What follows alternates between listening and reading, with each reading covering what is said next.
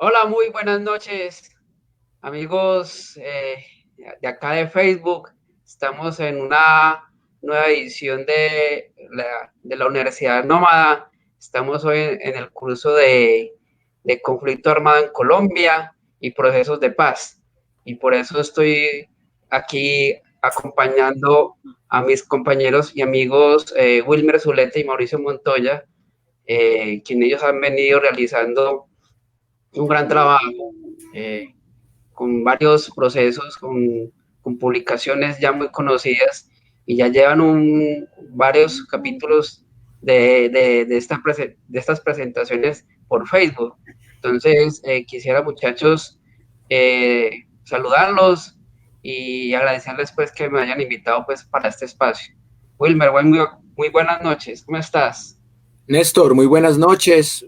Este espacio es maravilloso, además porque cada día tenemos cursos diferentes y la mayoría de nuestros videos han pasado de 1000 reproducciones y de hecho tuvimos uno el lunes que llegó casi a las 7000 reproducciones, así que estamos llegándole a muchas personas, aprovechando al máximo la educación virtual.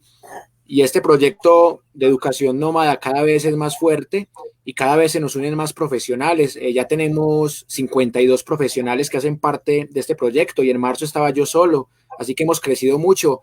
Y Néstor, Mauricio, es un honor compartir con ustedes este proyecto que día a día lo sacamos adelante.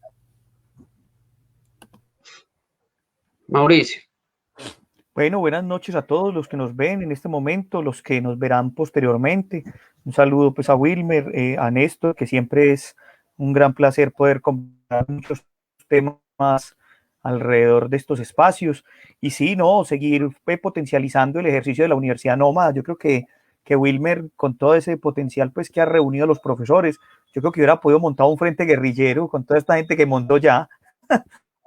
Sin embargo, pues no, creo que ha sido un esfuerzo muy grande de Wilmer, pues convocar la gente, tener profesionales de todas las áreas, estar dictando cursos de diversa índole, el inglés, en temas de historia. Bueno, ahí estamos con el de religiones también, que la semana pasada por problemas técnicos no pudimos hacer la lección inaugural, pero volverá mañana. Entonces, bueno, gracias y por este curso que también he transitado y como lo decías, Néstor, hace parte de los ejercicios que venimos construyendo con el libro de 100 preguntas, con el programa de radio de la Universidad Nacional y hoy con una noticia muy importante también que hace parte de un equipo y es la publicación de un libro sobre la verdad que seguramente cuando se publique hará parte también de la discusión de una de las sesiones de este curso porque es uno de los temas que seguramente vamos a tocar.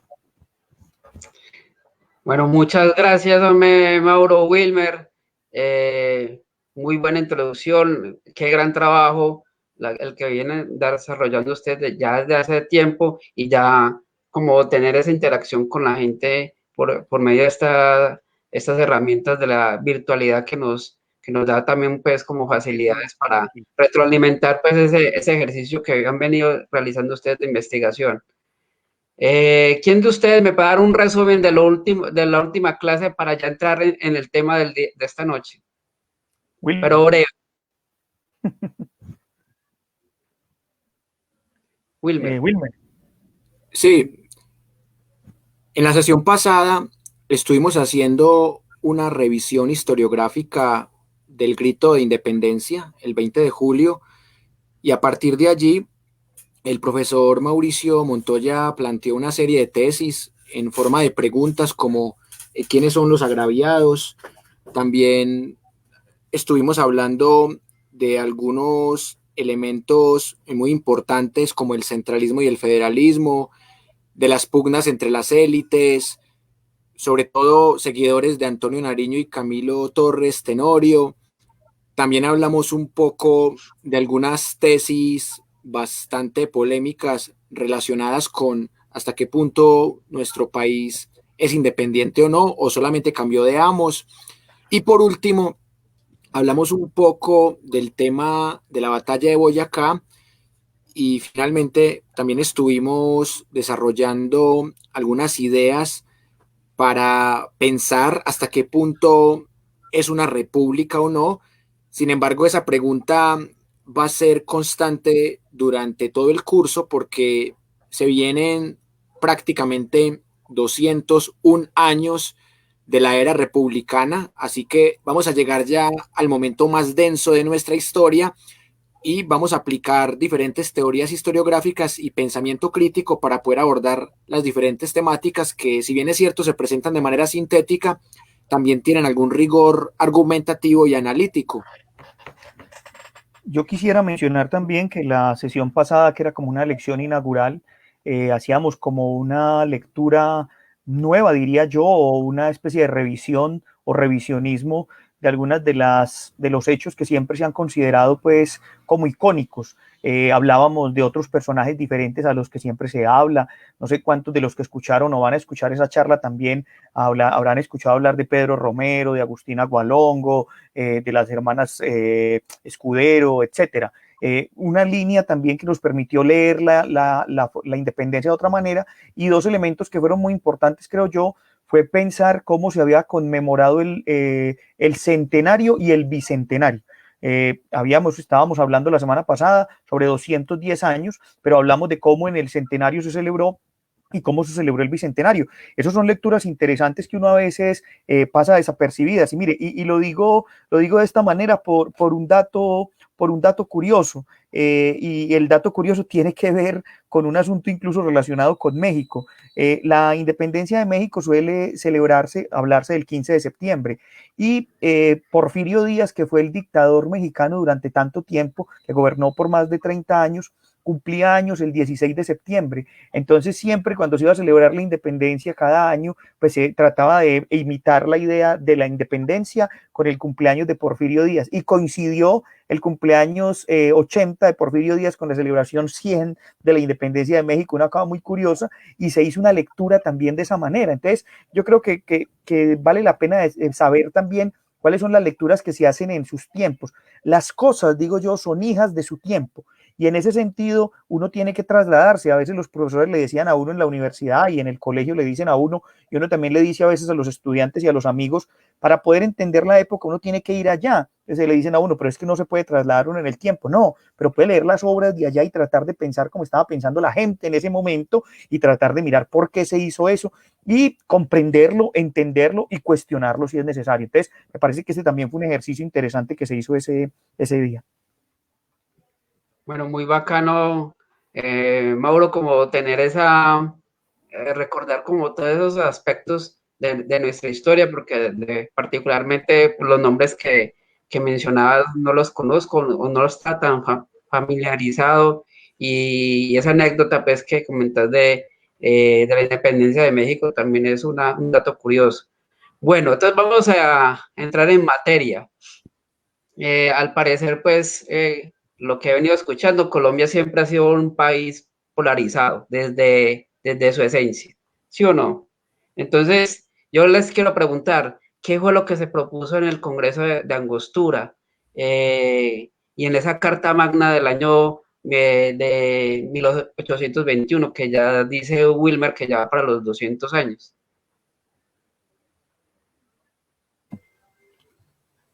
Néstor, esa pregunta es fundamental para comprender el contexto previo de la batalla de Boyacá, porque el Congreso de Angostura fue una forma de reunirse para establecer algunos elementos importantes para empezar a construir un proyecto de república, un proyecto de nación. Y yo quiero resaltar 5 aspectos que me parecen muy importantes del Congreso de Angostura. Lo primero es que se hablaría de una república, obviamente gobernada por un presidente, en donde también existiría la figura de vicepresidente, que cuando el presidente esté en ausencia, el vicepresidente asumiría sus funciones ejecutivas. Un segundo elemento que me parece muy importante también en este contexto de Angostura es reconocer que Colombia quedaría organizada en 3 departamentos: el departamento de Cundinamarca, de Quito y de Venezuela, y cada uno tendría sus respectivas capitales. Y acá también vale decir que es importante recordar que en esa época a la capital se le llamaba especialmente Santa Fe, no se le renombraba tanto como Bogotá, que sabemos que Bogotá, y también lo hemos trabajado en el curso de las toponimias, es el nombre indígena, y Santa Fe es el nombre que implica la colonia y la herencia católica, o sea, la Santa Fe. Hay un tercer elemento que también quiero rescatar de la Constitución de Angostura, y es el asunto relacionado con quiénes serían esos gobernadores de esos tres departamentos.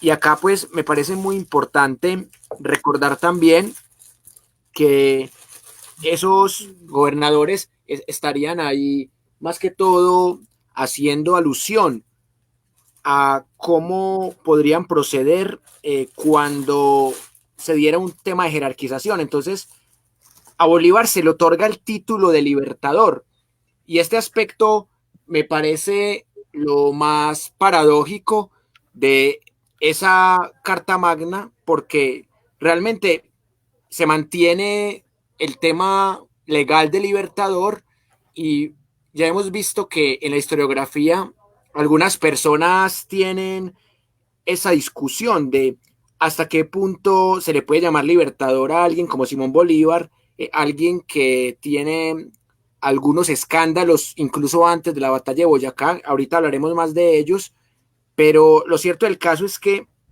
así nos guste Bolívar o no, en ese Congreso de Angostura y en esa Constitución de Angostura se le da el título de libertador, y esto me parece que da para grandes polémicas, así como en otras clases hemos hablado de Pablo Morillo como pacificador, algo que también genera bastantes discusiones y fisuras.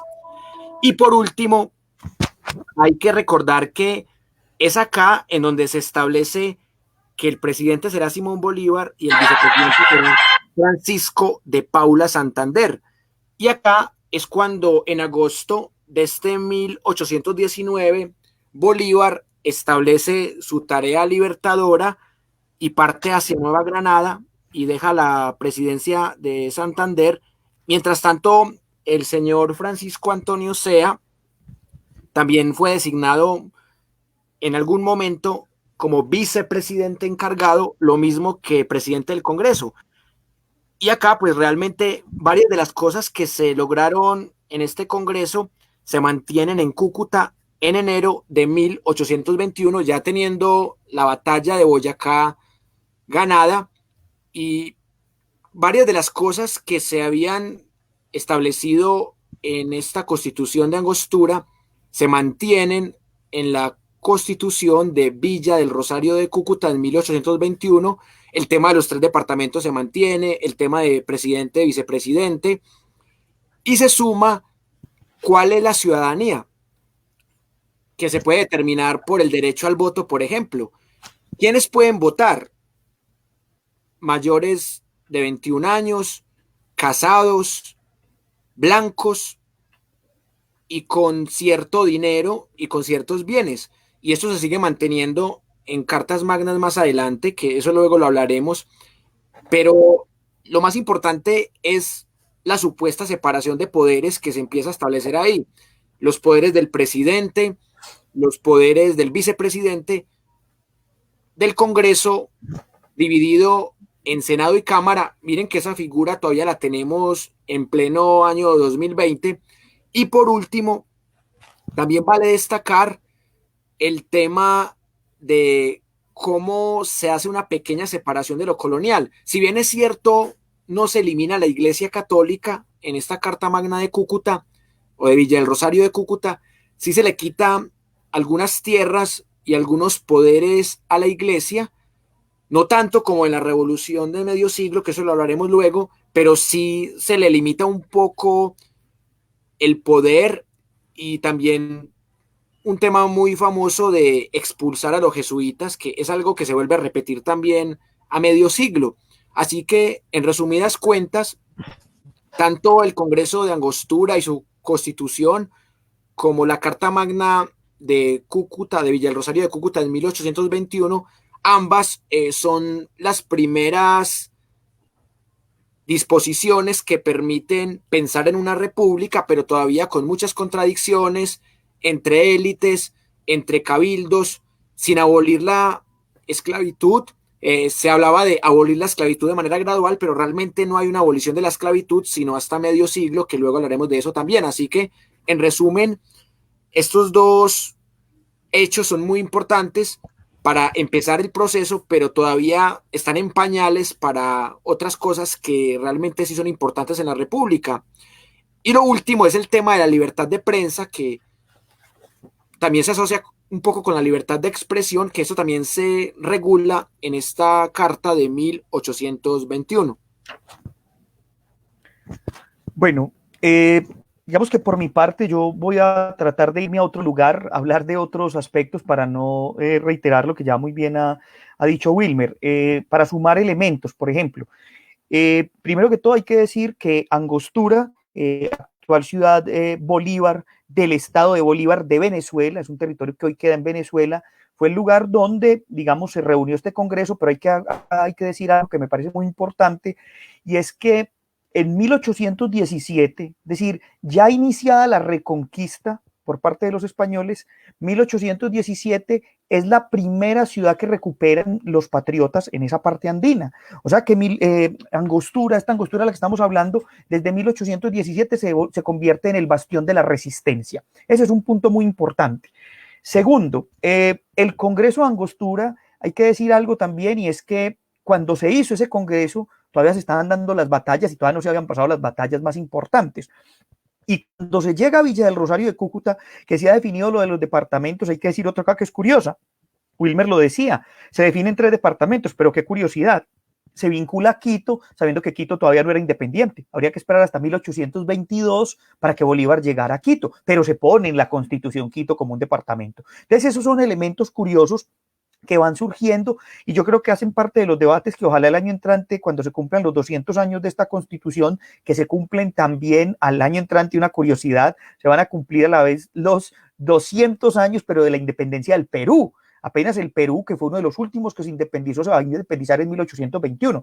Pero ojo con esto, miren, es que todo comienza es después de 1821. Las grandes batallas que nosotros conocemos son después de eso. Pichincha en 1822, Bomboná en 1824, Junín en 1824 y Ayacucho en 1824. Y posteriormente, pues es decir, ahí se consolida todo, pero son batallas que están después del Congreso de Villa del Rosario de Cúcuta. Eso es muy interesante. Incluso como dato, pues no sé si ya lo trabajaron en las toponimias en el curso de historia Wilmer, pero en los nombres pues de las calles que nosotros tenemos acá en Medellín, cerca pues, Junín, Ayacucho, Pichincha, pues hacen referencia a las batallas libertadoras de América, ¿no? Entonces, ese es un punto que creo que es importante reseñar y decirlo muy bien. En Angostura, incluso miren, en Cúcuta, por ejemplo, en el Congreso de Cúcuta, pues todavía se estaba discutiendo el problema entre el federalismo y el centralismo. Y por eso quisiera irme un poco más atrás, porque recuerden esto. Esas discusiones van a someter al continente primero pues a un desgaste que rápidamente lo van a aprovechar los españoles para poder volver a entrar. Es que entre 1810 y 1813 los patriotas se enfrentaron entre ellos mismos para ver qué modelo se imponía. Uno que era en ese momento el centralista promovido por Nariño y el otro el federal promovido por Camilo Torres Tenorio, pero que después incluso para la ironía del caso Nariño va a terminar siendo federalista, o sea, se va a cambiar. O sea, como que decíamos la otra vez en modo de charla, que el voltearepismo pues en nuestro país es como desde la independencia, ¿no? O sea, hoy soy liberal, mañana conservador, entonces hoy soy federal, hoy mañana soy centralista, mañana no sé qué soy. Pero miren, y quiero sumar un par de cosas acá, porque es que esa discusión, por eso digo que quiero decir algunas ideas distintas a las que ya muy bien ha dicho Wilmer. Esa discusión no estuvo solo en nuestro territorio, entre los federales y los centralistas. Claro, los Estados Unidos ya desde antes habían decidido que iban a ser federales. Haití, que había sido el primer estado independiente después de los Estados Unidos en 1804, con una rebelión de esclavos, había decidido que iba a ser centralista, a pesar de que la isla estuviera dividida y que hubiese una guerra con lo que hoy es Dominicana. Eso sería un tema muy interesante analizarlo, la historia de lo que hoy es Haití y República Dominicana. En un momento los haitianos invadieron esa zona buscando un centralismo pleno, pero también en otros territorios. Por ejemplo, miren esta curiosidad, 2 curiosidades para que vean las disputas que ya Wilmer mencionaba en el caso nuestro, pero para que las veamos en otros dos territorios. Uno, en México, por ejemplo. En México esas disputas se van a dar entre 1810 y 1822. ¿Por qué? Porque en las disputas de saber si iban a ser federales, si iban a ser centralistas, en 1820 un militar español que se enfrentó primero a Morelos, junto con los que dieron el grito con Hidalgo, se enfrenta al virrey, propone un plan que se llama el Plan de Iguala, que en realidad el virrey no lo acepta y pasa algo muy curioso. Este militar se declara monarca. Imagínense eso. En México, en 1821, un tipo llamado Agustín Iturbide se proclama Agustín I y tiene una monarquía que dura un año y medio, que el general Santana pues lo derroca. Pero miren lo que significa eso. La pelea entre federales y centralistas termina nombrando un monarca propio, pues autoproclamándose un monarca en México. Y en el caso del sur, en Buenos Aires, pasa una cosa muy particular también. La Junta Central de Buenos Aires, que el 25 de mayo firma pues el acta de independencia, como decíamos la vez pasada, un acta de independencia entre comillas. Luego en 1816, el 9 de julio, hace el Congreso de Tucumán y toma una decisión de llamarse las Provincias Unidas. Pero ¿qué tenían ahí? Que ya en 1816 tenían enemigos de esa idea. Los bonaerenses querían ser el centro de todo y gobernar lo que hoy es Paraguay, lo que hoy es Uruguay, lo que en ese momento era el Perú y que hoy es Bolivia. Y los bonaerenses querían desde allá, desde Buenos Aires, gobernar todo, pero ya tenían enemigos de esa idea centralista, enemigos como Artigas, que luego haría la independencia de Uruguay, y enemigos como José Gaspar de Francia de Paraguay, que tampoco quería estar vinculado ahí. Y yo quiero cerrar esta intervención leyéndoles al menos dos fragmenticos de un personaje que para nuestra historia es muy interesante, José María Vargas Vila, un escritor de finales del siglo XIX y parte del siglo XX, muere en los 30 en Barcelona, luego traer su cadáver es una cosa impresionante, pero él escribió un texto muy bello que llama Los divinos y los humanos, y aquí se burla satíricamente de mucha gente. Vargas Vila, yo creo que de los poquitos que quería era a José Martí, a Martí el cubano, a Jorge Isaac y a uno que otro, pues porque a los otros los odiaba y los vituperaba de manera impresionante. Entonces quiero leerles, por ejemplo, un pedacito de lo que decía Iturbide del de México para que ustedes vean esta curiosidad. Imitar el crimen es más fácil que conquistar la gloria, pues para lo primero basta la audacia, lo segundo se necesita el genio y este no se da de manera silvestre. Servir a la libertad para venderla luego ha sido la vieja teoría de los explotadores de pueblos. Así se refiere a Iturbide, que les decía pues que da ese golpe de estado. Y miren cómo se refiere a Gaspar de Francia, el de Paraguay. Es muy interesante. Miren esto como inicia. Un buitre crecido en un nido de cuervos.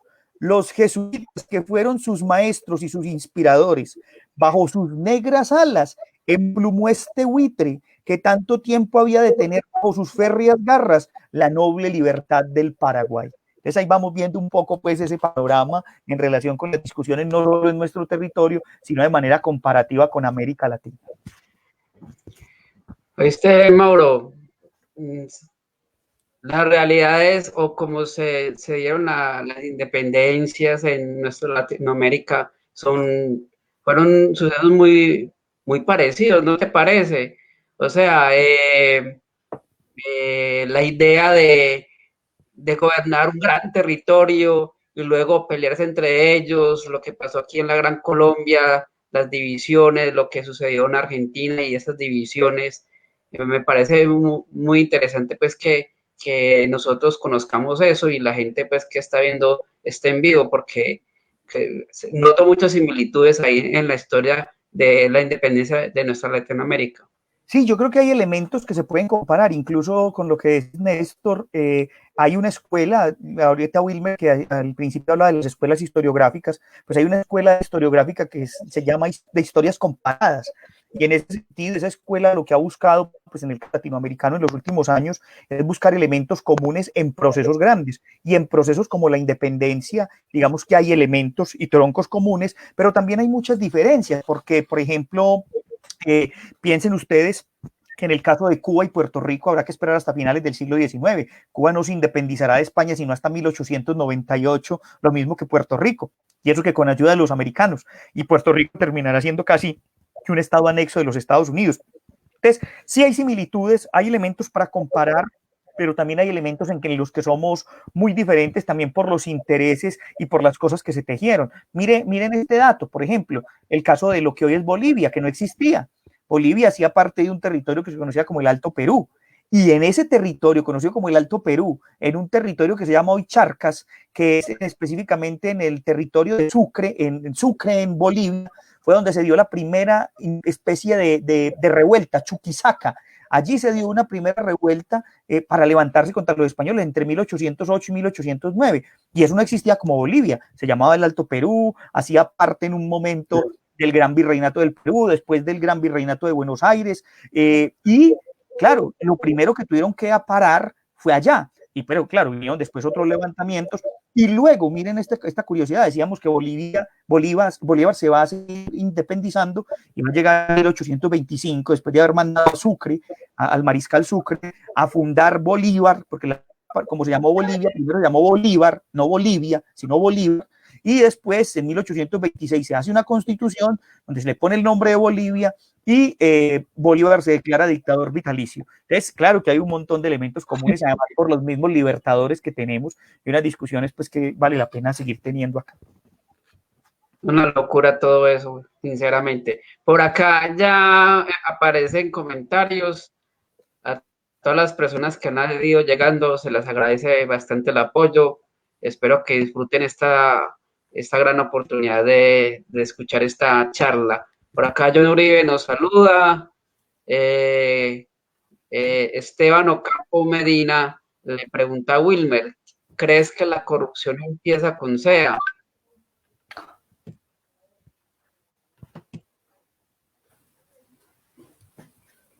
Bueno, es una tesis bastante arriesgada. Es muy difícil buscar el origen de las cosas porque eso termina siendo campo de la metafísica más que campo de la historia. Aprovecho para saludar al amigo Ocampo Medina Esteban. Realmente la corrupción en estas tierras me parece que empieza más que por SEA, empieza con el mismo Simón Bolívar, porque ya hemos hablado de cómo la historia patria nos ha vendido esta idea libertador que, a pesar de que es una idea legalizada por el Congreso de Angostura, como lo decíamos ahora, hay que reconocer que lo que hay tras de la figura de Bolívar no es otra cosa que un prócer inventado por la misma historiografía bolivariana que empieza desde el mismo siglo XIX y que luego complementa el filósofo de Envigado Fernando González, figuras como Laureano Gómez Castro, hasta escritores recientes como William Ospina, siguen vendiéndonos una idea mítica de Bolívar. No nos cuentan que detrás de Bolívar hay gran cantidad de escándalos, de traiciones, de ejecuciones, como lo que hablamos de la Navidad Negra en Pasto en 1822, y también de lo que dice Mariño.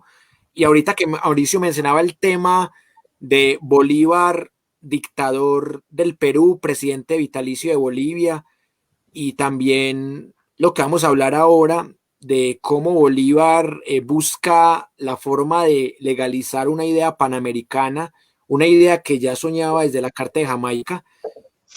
Para mí la corrupción empieza con Bolívar, porque Bolívar desde mucho antes de la batalla de Boyacá es un tipo corrupto.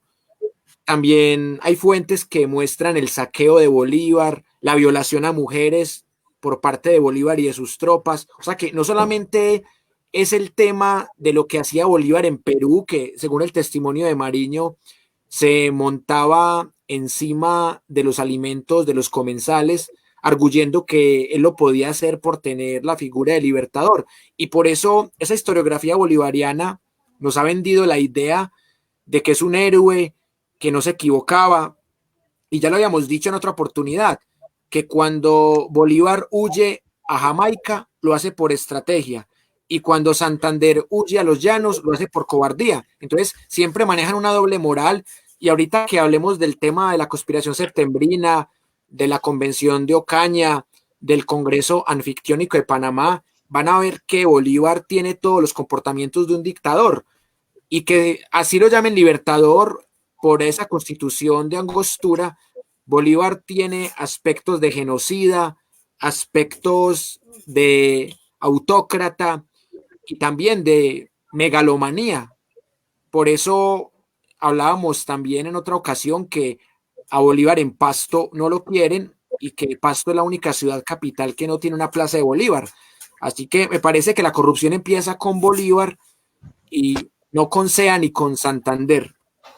Pero bueno, yo quisiera sumar ahí una cosita, Wilmer, también con lo que decís, y haciéndole también aquí un agradecimiento al profesor Fran Bedoya, que en un programa que hicimos sobre Francisco de Paula Santander nos enseñó, o al menos a mí me enseñó un libro que yo no conocía de Eladio Urizarri, un libro, Las cartas contra Santander, donde Eladio Urizarri responde el ejercicio donde Santander está haciendo sus memorias y lo cuestiona no solamente por sus derrotas militares, por su falta de hombría en la guerra, sino también que lo cuestiona por el mal manejo que le da al erario, al dinero público, y le dice que es un corrupto, empieza también a mencionar un montón de cosas ahí.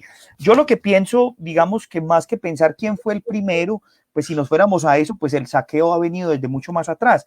Claro que con lo que dice Wilmer... La conquista, ¿no? Claro, y no, y seguramente cuando uno ve las comunidades nativas y empieza a estudiar lo que las comunidades nativas hacían aquí entre ellas, pues también uno podría empezar a decir. Lo que pasa es que por ahí hay un texto muy bello, que lástima que no lo tengo por aquí cerca, sobre la historia de la corrupción en Colombia y empieza a hacer un ejercicio de análisis desde la aldea, ¿cierto? Entonces yo ojalá lo vea por aquí, si lo veo, se lo recomendamos al que preguntó, porque me parece que es un texto muy interesante. Si no lo veo por aquí ahora, luego se lo mandamos por el chat. Pero bueno, es un tema que es recurrente, sobre todo porque luego vendrán otros gobiernos donde también se van a acusar lo mismo. Pero ese es el juego de la doble cara siempre, ¿no? Entonces unos van a ser de un lado y van a cuestionar la polarización de la que vos hablabas ahora. Pero antes de que volvamos de pronto con algunos comentarios más y de pronto con algunas de las preguntas que siguen, Néstor, yo también quisiera sumar un elemento más y por eso el ejercicio de la historia latinoamericana o del ejercicio comparado a mí me parece muy interesante, porque miren esto, miren lo que va a pasar después.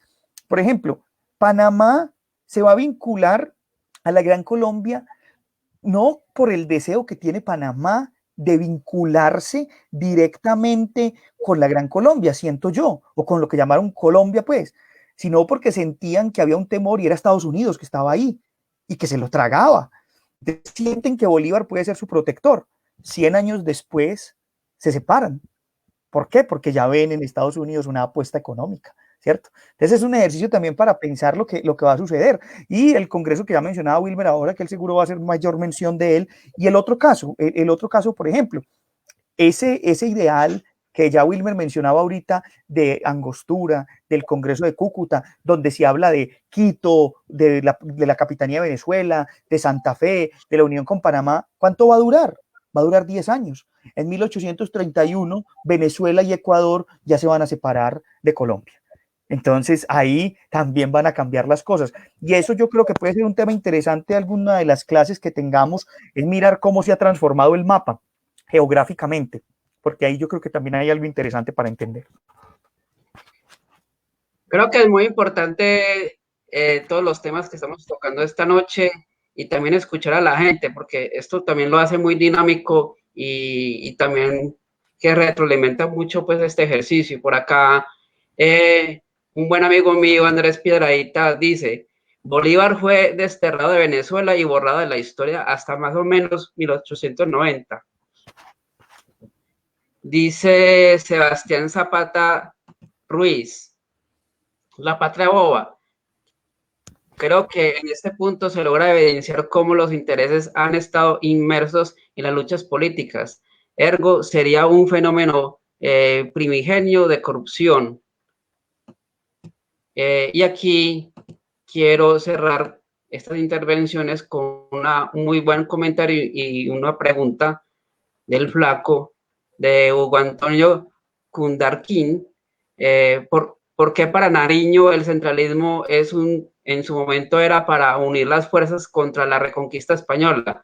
Por eso una vez libre parte de la Nueva Granada no tiene problema con el federalismo.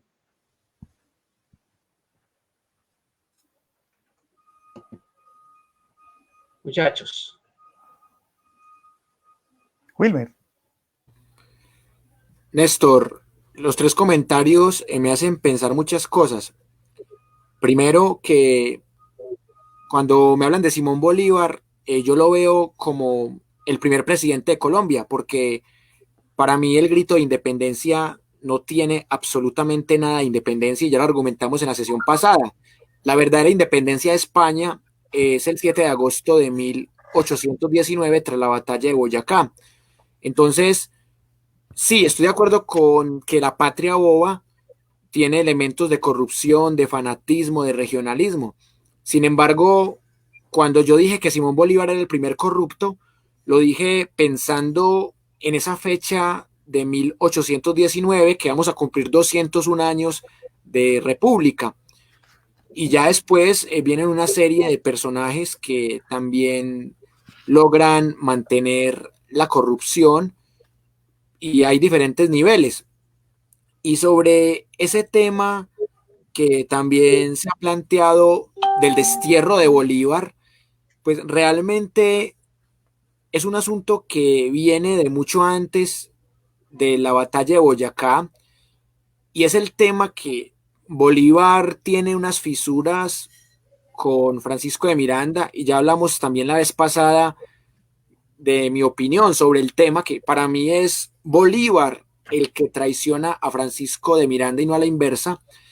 Y también está el tema de personajes como Páez, que Bolívar trató de llevar una buena relación con Páez, pero también trataba de evitar que esas diferencias que tenía Páez con Santander fueran a afectar a la República.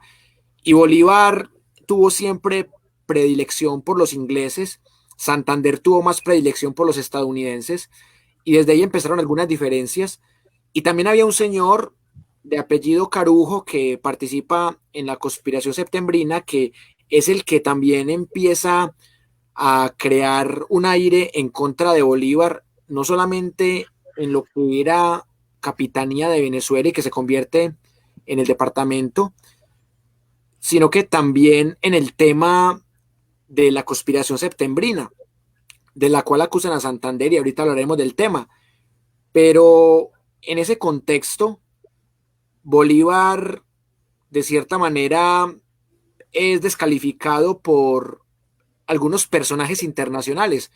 Recordemos lo que dice Marx, el autor del Manifiesto Comunista y del Capital, inspirador del socialismo. O sea, Marx lo que dice es que Bolívar es un tirano y lo ve con muy malos ojos. Y también hay que contrastar esa visión con lo que tenía el mariscal Lafayette, que participa en la Revolución Francesa, y cuando Santander es desterrado y se conoce allá en Europa con el mariscal Lafayette, él escribe una carta a Simón Bolívar para que se reconcilie con Santander. Lamentablemente esa carta llega cuando Bolívar lleva 2 meses de muerto, así que no se logra esa mediación. Entonces, de cierta manera, Bolívar es una figura ambigua desde el siglo XIX, pero comparto lo que dice el compañero cuando habla de esa fecha clave de 1890, porque es la fecha en donde también se hace un revisionismo de la figura de Bolívar y el Partido Conservador se lo apropia.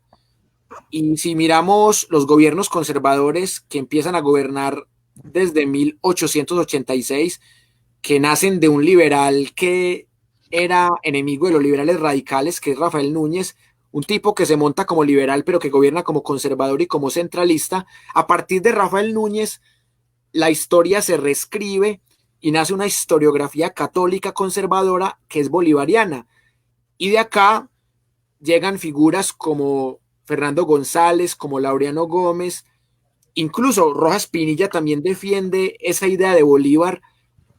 Y ya habíamos contado la vez pasada lo que dice Germán Riaño Cano de cuando él era niño y se prohibía hablar de Santander porque Santander no era prócer, el prócer era Bolívar, Santander era el traidor, y se crea un mito que Bolívar es el fundador del Partido Conservador y que Santander es el fundador del Partido Liberal. Y al estar los conservadores en el poder, se prohíbe la enseñanza de Santander y de ahí muchos, como Germán Riaño Cano, terminan estudiando a Santander por llevar la contraria. Por eso me parece que los aportes que han hecho son sumamente válidos y también pienso que la historia nos permite pensar de manera sincrónica, es decir, en un momento dado del tiempo, porque cuando uno hace una historia diacrónica, es decir, lineal, termina sometido en discursos dogmáticos. Por eso la historia de Bolívar siempre se va a seguir reescribiendo y por eso en la clase pasada hablábamos de este tema del revisionismo y en la clase de las toponimias hablábamos de la obra del profesor Juan Guillermo Gómez García, que él reinterpreta de una manera distinta a Bolívar. De cierta manera, considero que él trata de estudiar a Bolívar no tanto desde su leyenda negra, sino de cómo lo reinterpreta, por ejemplo, el chavismo y cómo el uribismo también lo ve con buenos ojos. Entonces, Bolívar termina siendo una figura ambigua que lo puede retomar una guerrilla de extrema izquierda, que ahí nace la coordinadora guerrillera Simón Bolívar, que lo puede tomar alguien de derecha como Uribe y verlo como un libertador también. Y por eso es tan interesante este tipo de espacios, porque nos permiten repensar la historia y sobre todo reevaluar a quién llamamos prócer, por qué lo llamamos, quién escribe la historia, quién la puede escribir y a qué intereses historiográficos, ideológicos obedece quien escribe la historia. Bueno, para responder un poco a lo que preguntaba el último compañero sobre Nariño, yo les quiero recomendar y quiero leer unos fragmentos porque a veces también no es solamente lo que uno piensa, sino también lo que se lee y lo que se ha escrito sobre estos personajes. Los testimonios de la época. Eso. Y yo creo que también es interesante recomendar lecturas acá que de alguna manera nos aportan. Este texto del profesor Pablo Montoya, Adiós los próceres, es un texto bien interesante porque es una reinterpretación, es una visión de estas figuras de distintas maneras. Y quiero leer 3, 4 fragmentos para que miren cómo se refiere a Nariño. Por ejemplo, dice de Nariño, según algunas fuentes, era ondeante como lo es la bestia política por antonomasia. A veces parecía el perfecto genio de la fidelidad y el respeto a las causas que decía defender. En otras ocasiones se erigía como el maestro neogranadino del engaño y la impostura.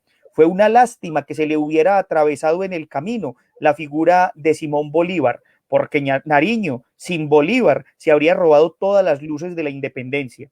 Oiga esto, a Nariño le gustaba el despilfarro, los libros prohibidos, las mujeres de miradas lánguidas, las joyas y las prendas caras lo desvelaban. Con la plata que sacaba de las cajas reales que tenía a su cuidado, hacía viajes frecuentes y fastuosos comilonas en su propiedad de la plazuela de San Francisco.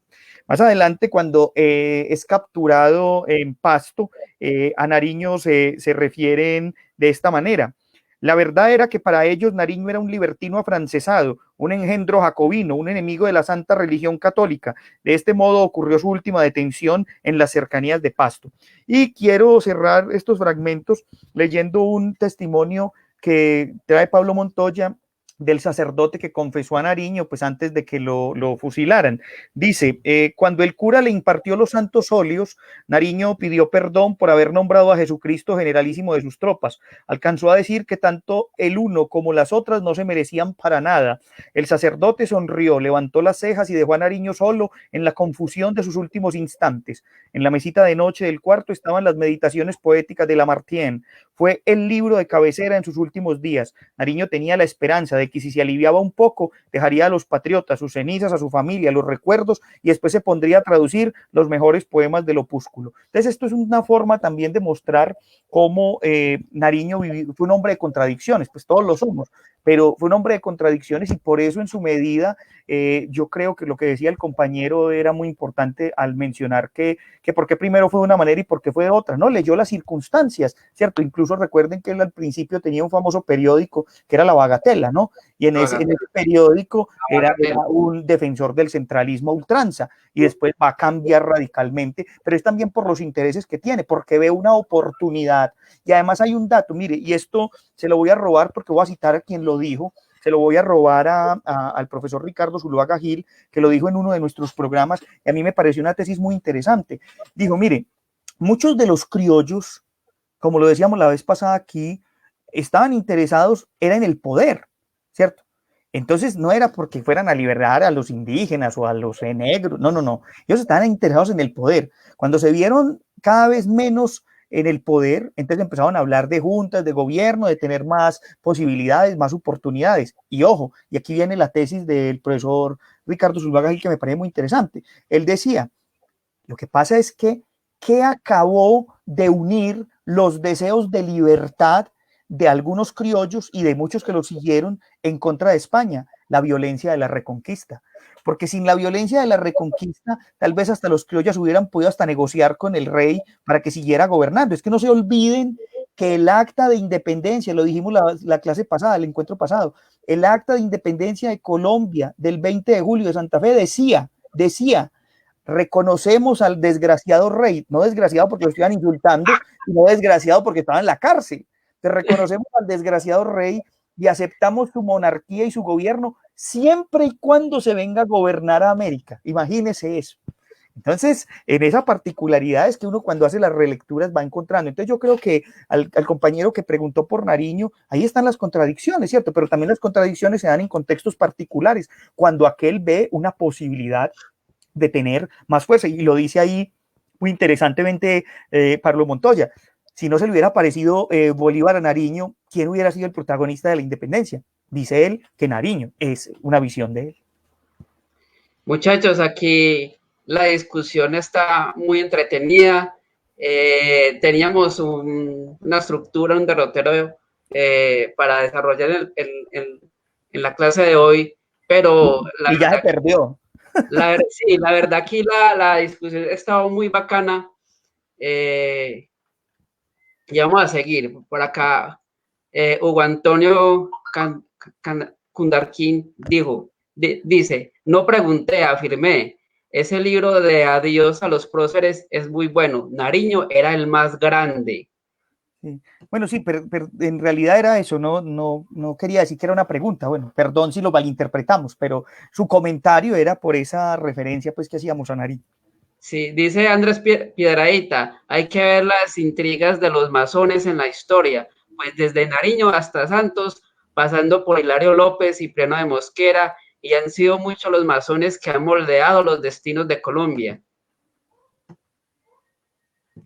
Dice el mismo Andrés Piedradita, Carujo no fue quien esconde a Mariano Ospina Rodríguez acá en Antioquia desde la conspiración, es más con Salvador Córdoba.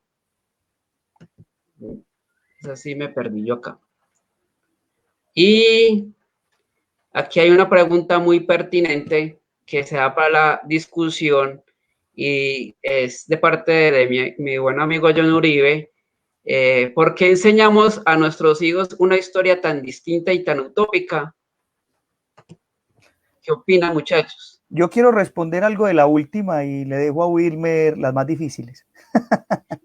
No, porque Wilmer fue el que habló del tema de Carujo y todo esto.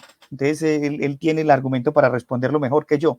No, yo quiero lo que dicen el último, digamos, yo creo que es que no es que se enseñe algo mentiroso o utópico, sino que es que a veces como seres humanos tenemos que crear mitos, tenemos que crear imaginarios y esos imaginarios nacionales después terminan siendo patriotismo, ¿cierto?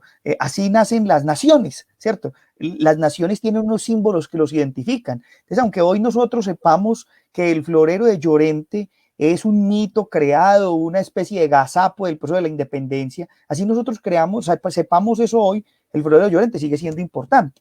Así nosotros sepamos hoy lo que sabemos de Bolívar, lo que sabemos de Santander, pues siguen siendo íconos de la independencia. Entonces yo siento que lo que tendríamos que pensar aquí es que la pregunta debería ser más que por qué se les enseña a los niños así, que yo siento que es por esto que estoy diciendo, yo es mi opinión personal, porque hay que crear unos imaginarios y en los niños esos imaginarios se crean.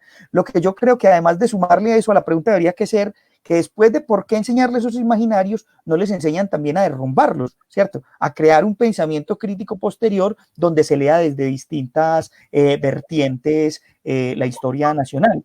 Y bueno, para no perder algunas líneas después de lo que venimos diciendo, a mí me parece también muy importante decir algo que es, digamos, una tesis que vamos a empezar a sostener aquí a lo largo de las otras sesiones, y es que, miren, Los periodos de independencia de los que estamos hablando, y yo voy a mencionar América Latina, tienen como dos momentos, pues dos o tres momentos.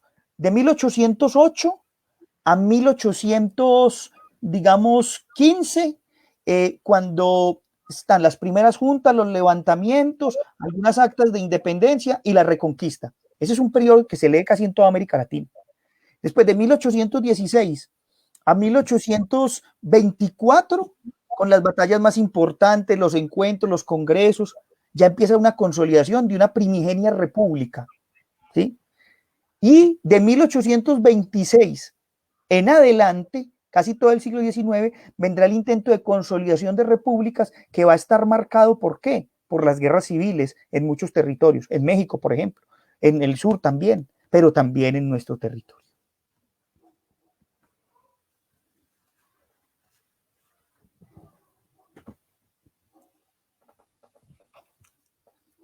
Néstor, se te fue el micrófono. Sí, Sí, perdón, no por escucha. acá Sebastián Zapata Ruiz nos aporta. El error creo que radica en enseñar la historia como una línea pétrea con un relato inmutable. Y yo también quiero hacer como un aporte, después de todos esos personajes que nos pintaron como perfectos, como los grandes próceres y libertadores de nuestro país, y no solamente de nuestro país, de Latinoamérica, pues eran seres humanos y ellos tenían sus debilidades, sus pensamientos, sus actitudes, sus deseos. Entonces no eran seres humanos intachables. Todos tenemos nuestras debilidades y de pronto todos ellos tenían, no sé, sus costumbres o algunos, o sus intereses en algo. Pues es como mi aporte sin ser pues un profesor de historia, un historiador. No, pero está bien, Néstor, lo que dices, porque en realidad es eso. O sea, nosotros por eso hubo mucho tiempo en la historia, mientras se leía el texto de Nao de Arrubla, del que hablábamos aquí la semana pasada también, que lo que se hizo fue una historia de bronce. ¿Y la historia de bronce qué hace? Pone una estatua de bronce que nadie puede tocar, ¿cierto? Hablar mal de Bolívar, ¿no? ¿Cómo se le ocurre? Antipatriota, ¿cierto? Entonces la idea no es que es hablar mal, no, es hacer una lectura histórica más completa que muestre todas las circunstancias. A mí me parecía muy interesante lo que también nos decía el profesor Ricardo Zuluaga Gil, ahora que Wilmer hablaba de la Navidad Negra en Pasto. Claro, está lo aguerrido del pueblo pastuso que se enfrenta a Bolívar, que no quiere la independencia, pero era la única forma con la que Bolívar podía lograr la independencia ya en Pasto. Pues, es decir, que se unieran a la causa independentista. ¿Que lo hizo de manera violenta? Sí, pero entonces en ese momento, ¿qué hubiera hecho de lo contrario? Pues negociar, no sé. Entonces también es leer, por eso las cosas son hijas de su tiempo, es leer el contexto y entender lo que estaba pasando, pero haciendo una lectura mucho más completa y teniendo la oportunidad de leer hoy muchos más textos y muchas más fuentes que seguramente nuestros antecesores más recientes o más lejanos no tuvieron. Perfecto. Wilmer, ¿cuál es tu réplica frente a lo que dijo Andrés Pieradito sobre Carujo?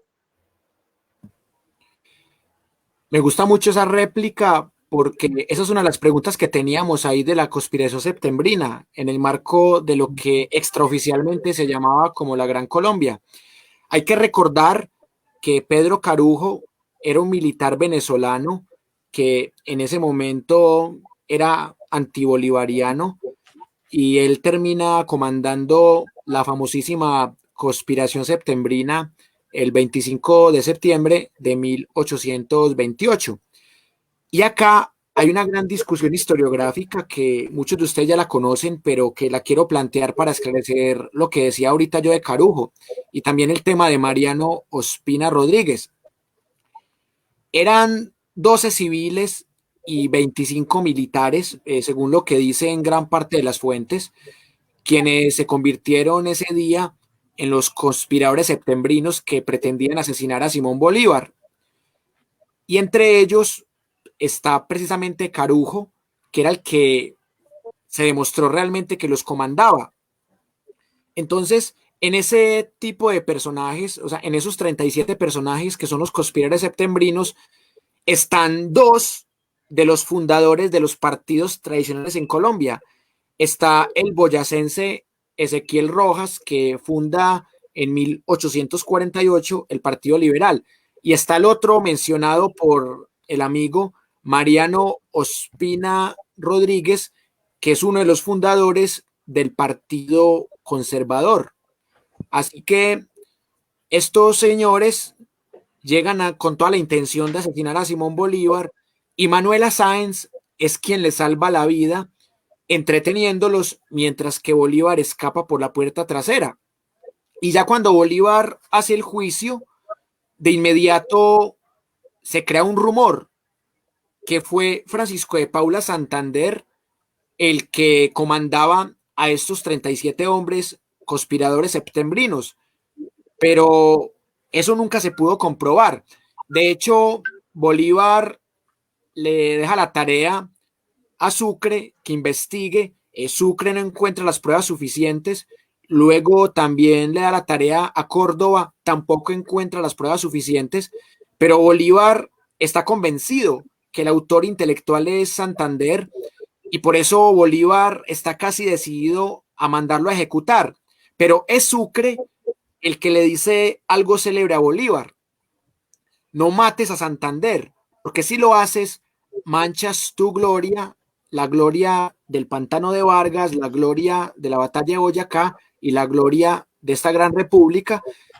Y Bolívar, que era bastante terco, pero esta vez él cede un poco, porque Sucre es un personaje muy apreciado con Bolívar. Córdoba al final termina peleando con Bolívar, eso ya es otra historia, pero Bolívar respetaba muchísimo a Sucre, y por eso le perdona la vida a Santander y solamente lo exilia. Y Santander ahí es cuando se va a Europa, pero al que no perdonan es al almirante Padilla, que también es un falso positivo según alguna historiografía, y a Carugo, que fue el verdadero ejecutor y director de esos conspiradores septembrinos, lo dejan ileso, algo inexplicable. Y también ahí está la pregunta del compañero.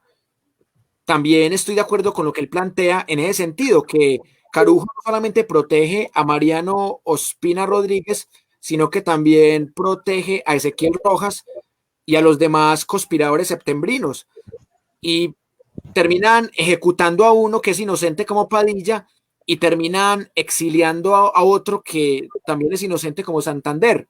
Esa es mi lectura, y yo he leído diferentes fuentes y algunos todavía aseguran que Santander es conspirador septembrino, que Santander es un traidor, pero yo no estoy de acuerdo con esa lectura. Estoy más de acuerdo con la interpretación de Pilar Moreno de Ángel, que es la mejor biógrafa de Santander, y con el ya mencionado Germán Riaño Cano, que es otro de los grandes biógrafos de Santander. Y respecto a lo que compartía Mauricio de esa otra visión de Santander, que es la leyenda negra, Santander tampoco era una perita en dulce, porque recordemos que Santander es el que fusila a Barreiro tras la batalla de Boyacá, y de cierta manera Bolívar en ese momento no le había dado la orden de fusilarlo, y Santander de manera autónoma lo fusila, y a lo mejor hubiera fusilado también al virrey Sámano, de no ser porque escapa. Entonces también se pegan de eso, que Santander no le temblaba la mano para fusilar, y tampoco era pues un angelito, pero sí me parece que tiene más escándalos, más leyenda negra, y el genocidio de los pastuzos, Simón Bolívar. Y por último, sobre la otra pregunta que hacen de los masones, me parece que esa pregunta daría para un curso completo, pero aquí solamente les voy a dar mi opinión.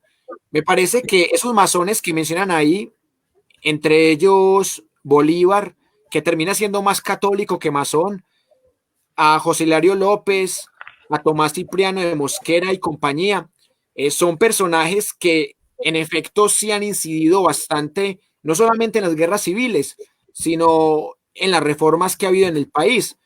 Yo por lo menos a esos masones los defiendo de cierta manera, sobre todo a Tomás Cipriano de Mosquera y a José Hilario López, porque ellos son los que logran abolir la esclavitud, algo que no lograron Santander y Bolívar, y la logran abolir quitándole privilegios a la Iglesia Católica y dejando el escenario para que más adelante se cree los Estados Unidos de América después de la otra guerra civil entre el 60 y el 62, en donde realmente se logra la mayor libertad que ha habido en la historia de Colombia, desde la libertad de prensa, la libertad de pensamiento, la libertad económica, la libertad de conciencia, de quitarle poder a la iglesia, desde el tema de evitar que la iglesia se meta en la educación, y fue la época más laica de Colombia. Esa Carta Magna de Río Negro es mucho más laica que la Carta del 91, y eso lo discutiremos más adelante. Así que me parece que ese tema de los masones hay que leerlo con mucha calma y estudiar masón por masón y analizar cuál fue su contribución en los conflictos, en las guerras civiles y también en los procesos de paz en Colombia, porque eso de que Santos es masón también es algo bastante polémico que también puede prestarse para teorías conspirativas. Así que ahí dejo la cuestión abierta por si Mauricio o Néstor la quieren comentar. Yo quiero sumar otras ideas más, creo que ya pues no vale repetir cosas que muy bien creo que ha dicho Wilmer, pero yo quiero dejar dos elementos en el ambiente, sobre todo porque, bueno, lastimosamente en pocos minutos me debo retirar porque tengo otra reunión ya, pero quisiera dejar dos elementos en el ambiente. El primer elemento es este. Ahorita estábamos dando unos espacios para entender estos procesos de independencia que son los que estamos trabajando de manera comparada. Pero miren esto. Entre 1810, el mes de agosto, o sea, 1810 en agosto, ¿sí? O sea, un mes después de lo que sería el 20 de julio, no, menos de un mes después. Entre el agosto de 1810 y agosto de 1815, oigan ese dato, en esos 5 años, las provincias que se estaban formando aquí para las luchas independentistas, para la lucha entre federalismo y centralismo, hicieron decenas de constituciones. Hubo constituciones en Antioquia, hubo constituciones en Neiva, en Popayán, en Tunja, en Cartagena, en Pamplona, en Cundinamarca. Cada provincia haciendo constituciones. Mire, solo Antioquia hizo una en 1812 y en 1815, antes de la Reconquista, la renovó. ¿Por qué quiero dejar ese elemento en el aire? Porque imagínense la inestabilidad institucional tan berraca que había, que estaban las luchas entre federales y centralistas, y los federales para tratar de unificarse como federales, pues decir, para denominarse como federales, lo que hacían era firmar constituciones. Entonces ese es el primer elemento que quiero dejar en el aire, pero el segundo elemento que quiero dejar en el aire y que me parecería un tema muy interesante y lo dejo en el aire porque no tengo, digamos, muchos elementos, pero lo dejo es como una pregunta.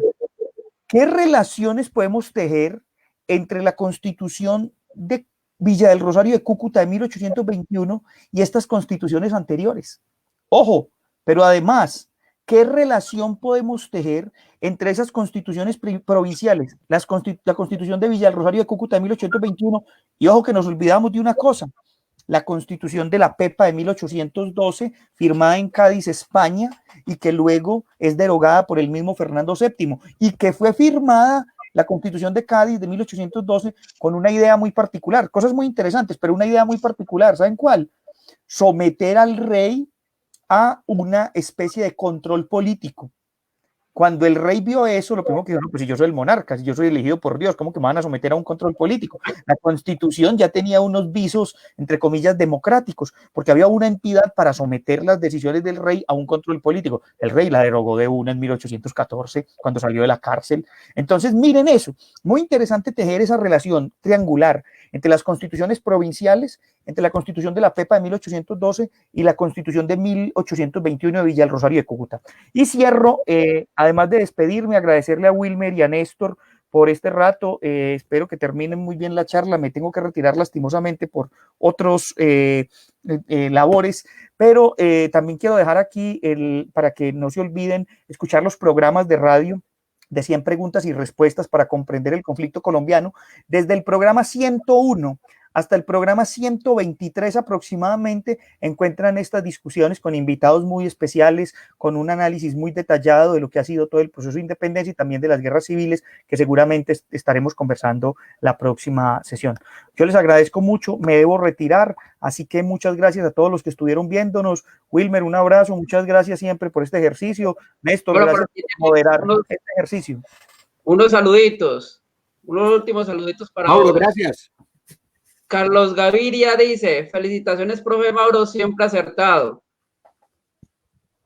Dice Luis Ernesto Rivera, qué bien, profe Mauricio, por este conversatorio sobre la historia de mal llamados héroes.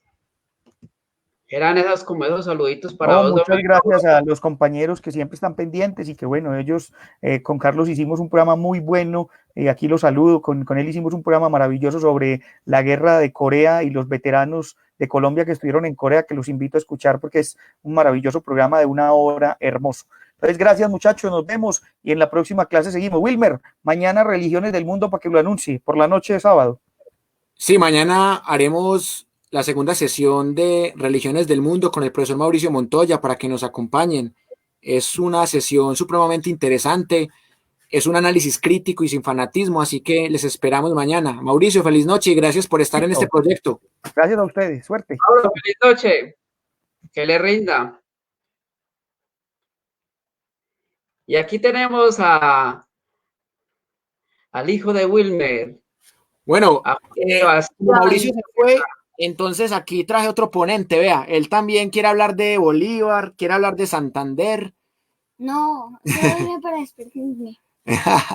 Bueno, aquí Néstor, te propongo algo, mire, resolvamos algunas preguntas del público. Eso iba a decir yo.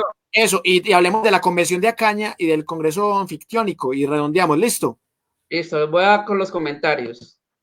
Dice Esteban Correa, señores, qué buen espacio. Ya se lo había manifestado a Néstor por privado antes.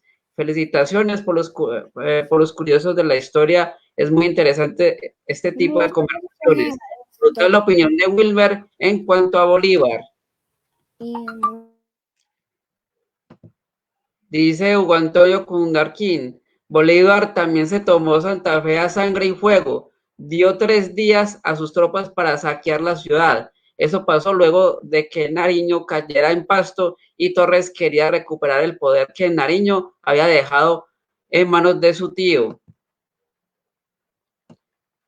Dice Gustavo Hernández, sí, Mauro y Wilmer, es muy importante tener en cuenta que al ser la historia una construcción discursiva, ella está armada de emociones, propósitos, intereses, inclinaciones y demás. En este sentido, frente a esta historia heroica, hay que incentivar la contrahistoria de los héroes, es decir, una historia crítica de la independencia y sus próceres. Dice Nilton Pardo, la historiografía moderna no indica que Santander haya sido conspirador contra Bolívar, que afirma lo contrario. Habla de un sesgo ideológico o cuando menos desde un sesgo romántico de la historia, no desde elementos probatorios. Totalmente de acuerdo con Nilton. Un saludo para Nilton, que hace años que no lo veo. Un abrazo. Sí, igual, hace rato que no tenía noticias de Nilton. Por acá dice Eduardo Cáceres, nos saluda desde Villa del Rosario, Santander, norte de Santander. Es un buen coleccionista de indumentaria de Atlético Nacional. Por aquí una pregunta. Pregunta a Wilmer. ¿Miguel Uribe Restrepo hizo parte de la conspiración?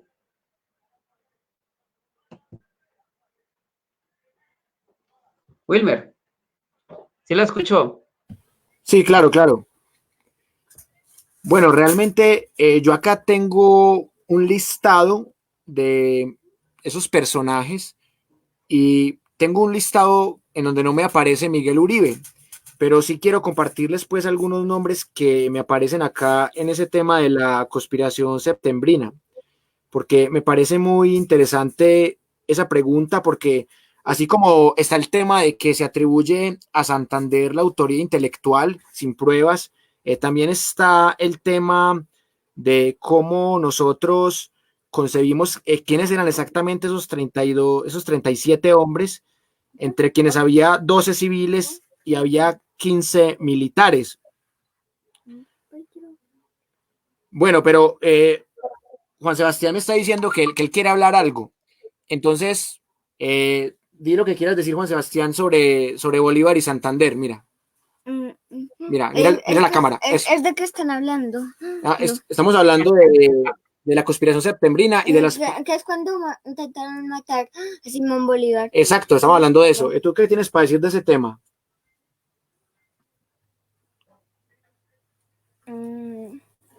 No, solamente quería saber qué era lo que estaban hablando y si tenían alguna pregunta para responderles. Ah, ya. Ya. Bueno, Wilmer, entonces hablemos de la Convención de Ocaña. Perfecto, Néstor. Me parece una excelente pregunta y además porque me parece que la Convención de Ocaña es el complemento perfecto de la conspiración septembrina, porque si uno entiende un proceso, perfectamente entiende el otro. Vea, la conspiración de Ocaña fue organizada entre el 9 de abril y el 10 de junio de 1828, es decir, en el mismo año de la conspiración septembrina. Y su principal objetivo era reformar la constitución de Villa del Rosario de Cúcuta. Así que podemos tomarla como lo que hoy día sería una asamblea constituyente. Y acá pues había que resolver algunas diferencias, particularmente entre lo que creían los seguidores de Bolívar y los seguidores de Santander. Sabemos que antes se había discutido también el tema en 1826 en el Congreso Anfictiónico de Panamá, en donde Simón Bolívar había postulado una idea panamericana, es decir, que desde Argentina y Chile hasta México, que todo fuera un solo país. ¿Usted se imagina eso, Néstor, cómo sería? No, una locura. Esa era la idea panamericana de Simón Bolívar en el Congreso Anfictiónico de Panamá en 1826. Así que ahí podemos encontrar el primer gran antecedente de esta convención de Ocaña, que es otro intento por cambiar lo prescrito en la Carta de 1821. ¿Y qué podemos decir acá en esta convención? Pues que realmente los seguidores de Bolívar obviamente querían un Estado central, una idea que se separara de la concepción federalista de los santanderistas, y por otra parte, pues realmente acá se tuvo que empezar a decidir de manera electoral cómo definir los destinos de la República. Y acá, por ejemplo, vale decir que cada provincia tenía un representante que era muy relevante. Por ejemplo, por la provincia de Bogotá estaba Francisco de Paula Santander. Por la provincia de Mariquita estaba José María del Castillo. Por la provincia de Caracas estaba Martín Tovar y por la provincia de Carabobo estaba Salvador Mesa. Y así sucesivamente, cada provincia tenía representantes que son bastante conocidos en la época. Por ejemplo, Luis Vargas Tejada también estaba representando a Bogotá, Pedro Carrasquilla a Mariquita, José de Iribarren a Caracas, Vicente Michena también representaba a Carabobo. Entonces, mire que fue una reunión con personajes bastante importantes, pero también hay que reconocer que las provincias de Monpós, de Riohacha y de Pichincha, pues también tenían algunos representantes en esta convención. ¿Y cuáles fueron los hechos que realmente se pudieron consolidar en esta convención? Pues lo más importante era un decreto orgánico que Bolívar saca de manera arbitraria el 27 de agosto de 1828. Ese decreto declara lo que se llama la dictadura de Bolívar ya en Colombia. Ya había sido dictador del Perú, ya había sido presidente vitalicio en Bolivia, pero en la Gran Colombia, con este decreto orgánico, Bolívar se declara dictador, cierra el Congreso, porque el Congreso no vota lo que él quiere, o sea, lo que él quiere es que todo sea un solo país, la gente vota lo que quiere Santander, y por eso en solo 31 días, prácticamente 32 días, se da la conspiración septembrina, porque es una respuesta de estas personas que están cansadas de los abusos de Simón Bolívar.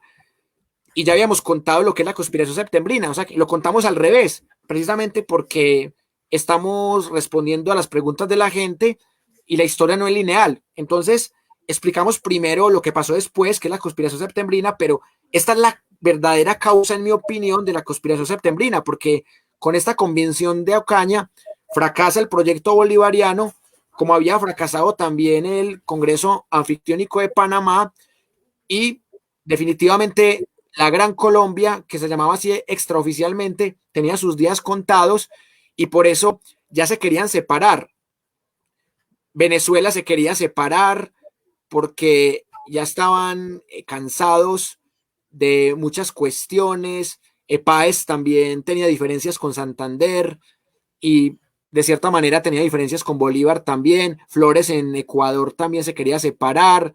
Los panameños eran muy fieles a Bolívar. Entonces, también cuando Bolívar muere, ellos tratan de separarse. O sea, Panamá se separa de Colombia tras la guerra de los 1000 días, pero Panamá intenta separarse de Colombia 18 veces.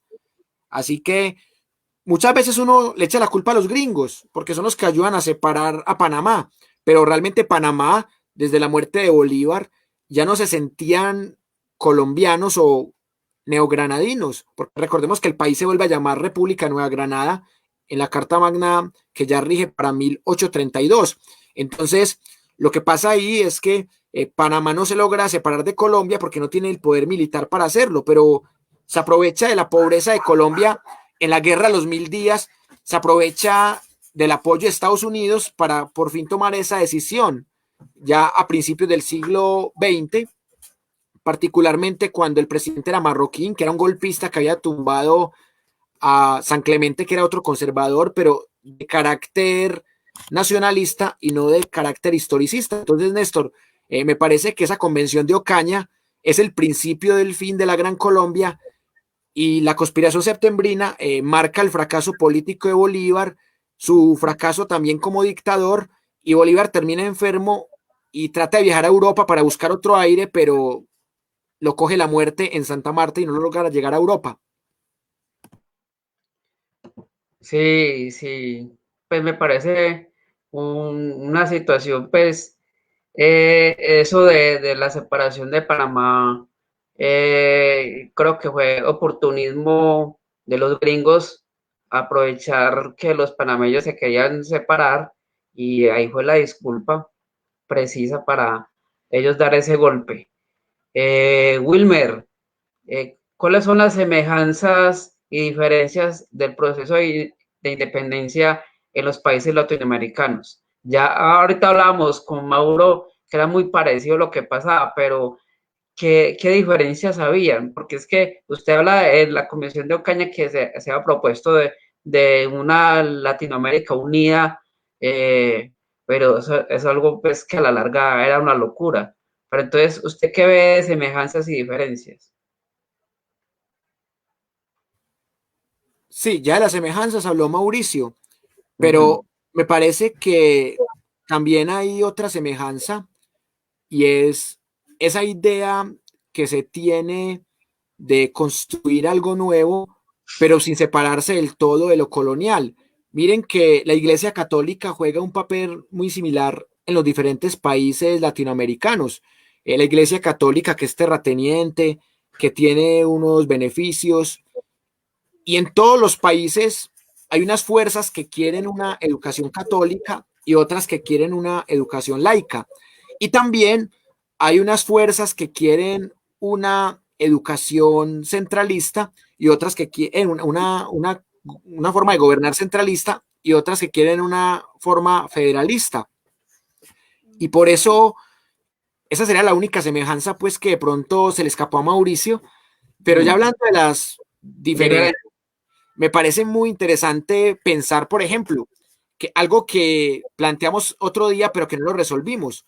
¿Por qué Cuba, Puerto Rico, Guam, Filipinas no se separaron de España? ¿Y por qué solamente se separan de España cuando España pierde la guerra con Estados Unidos en 1898?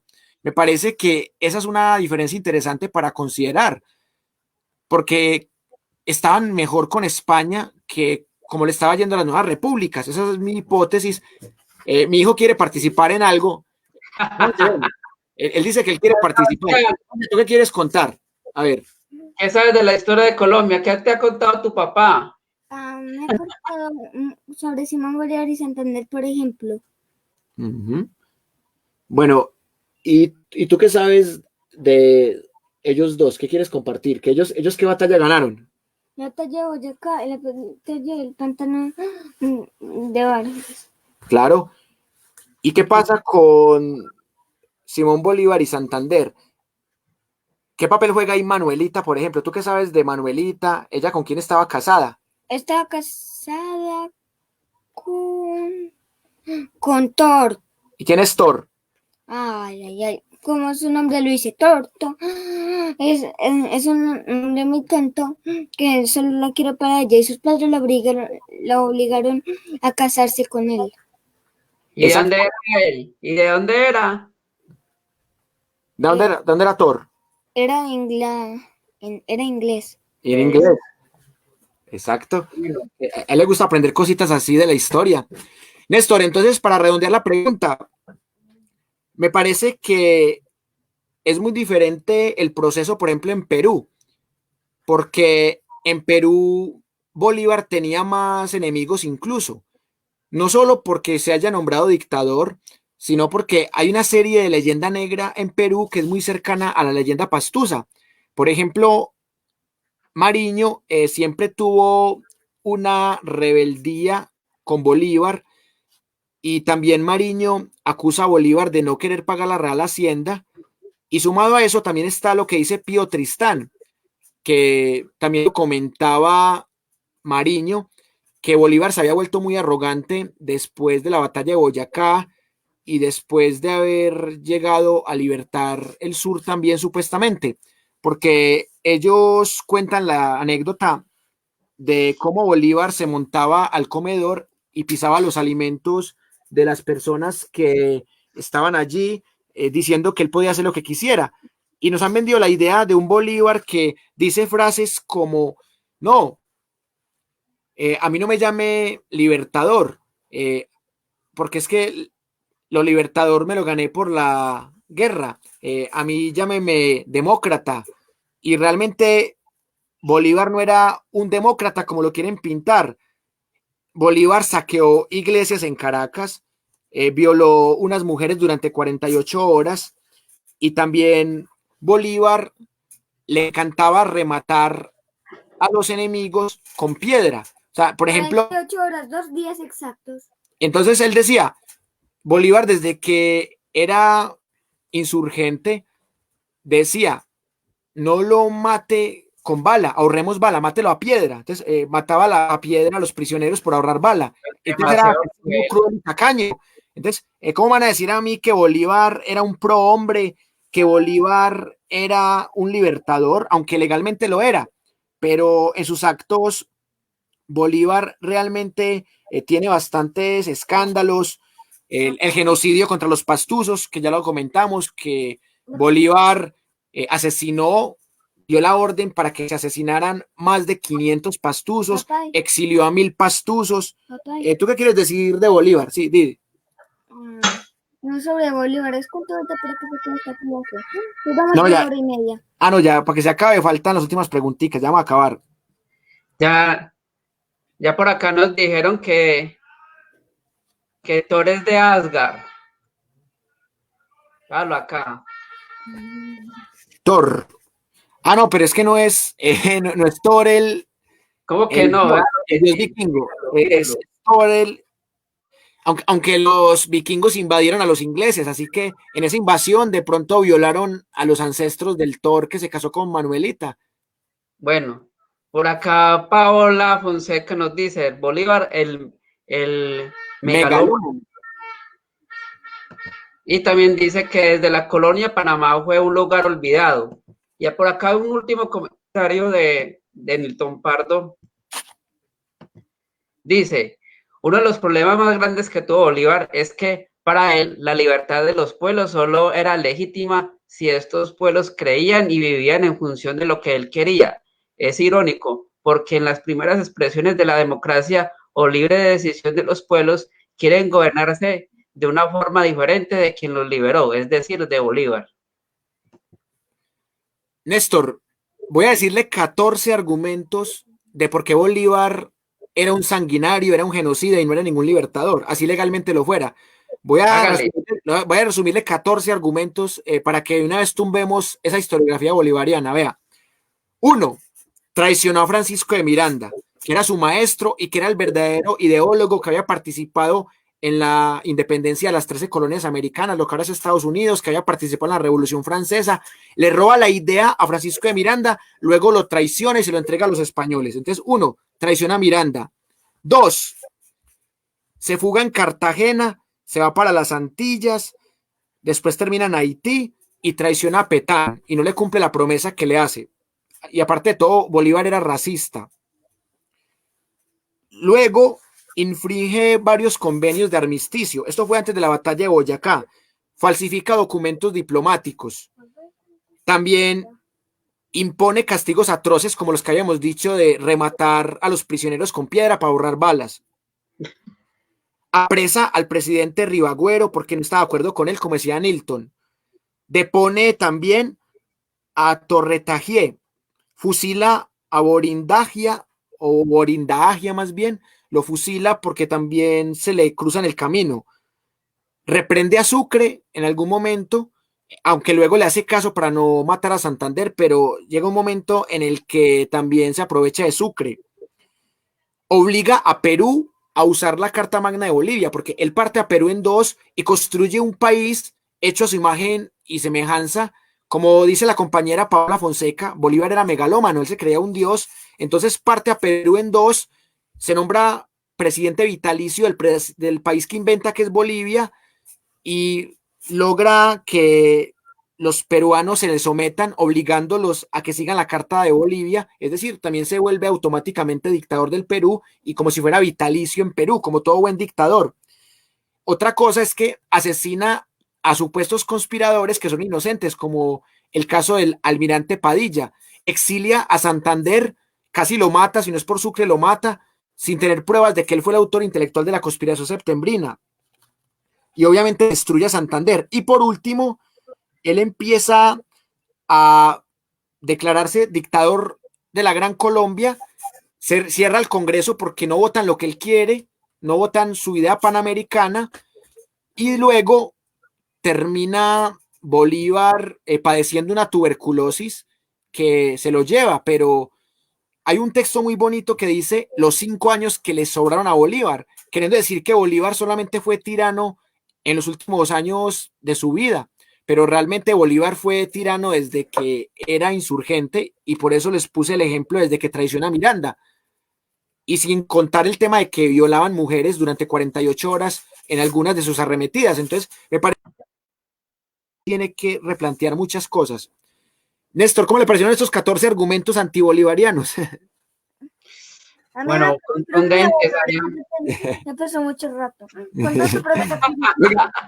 Oiga, son aburridores, pero, oiga, Néstor, son aburridores, pero son verdaderos.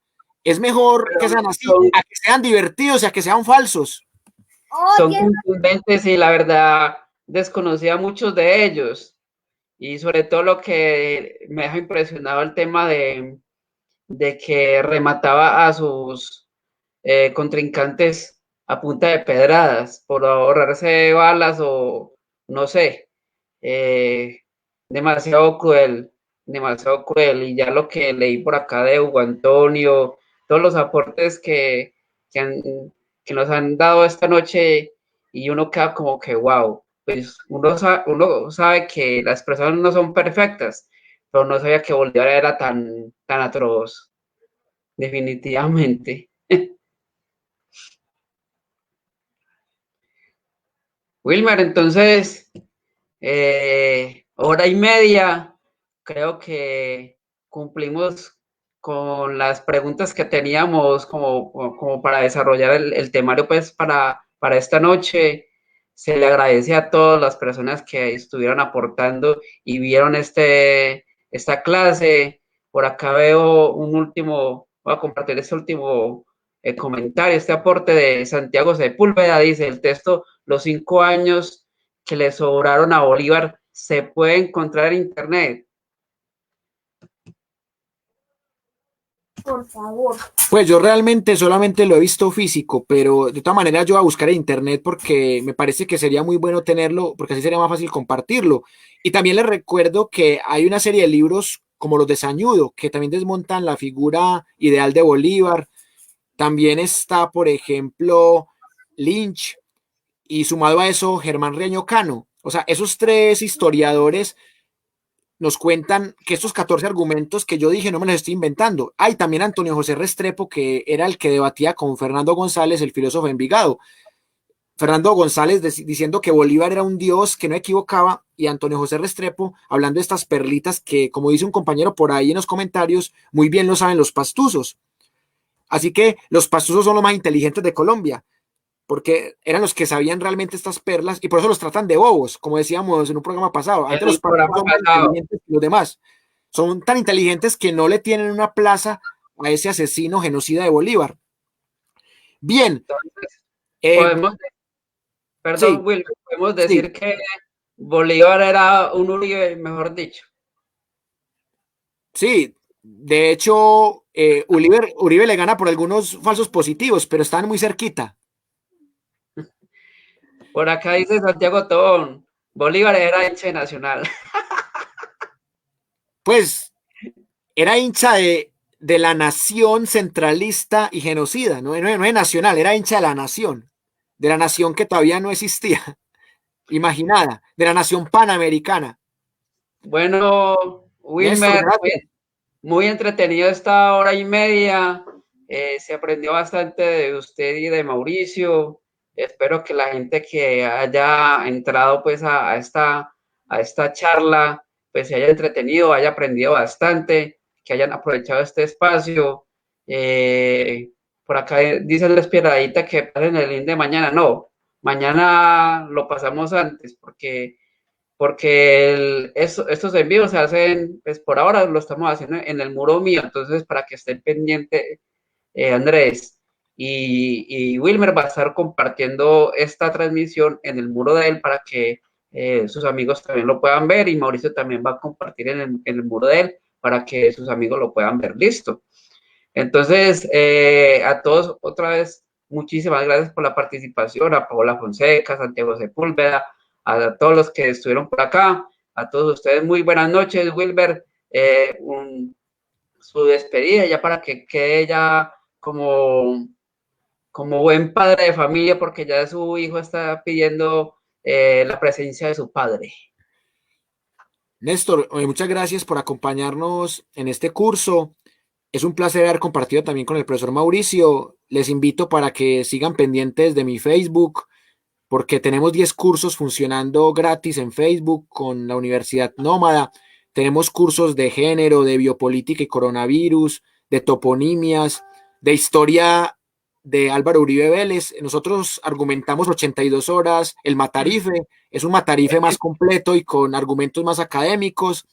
También tenemos cursos de música, literatura, poesía, inglés, historia del fútbol, que es los domingos, al cual invito a Néstor para que sea panelista el domingo en el tema de fútbol. Y vienen cursos de atrapasueños, de competencia lectora, de razonamiento lógico-matemático y muchas sorpresas más.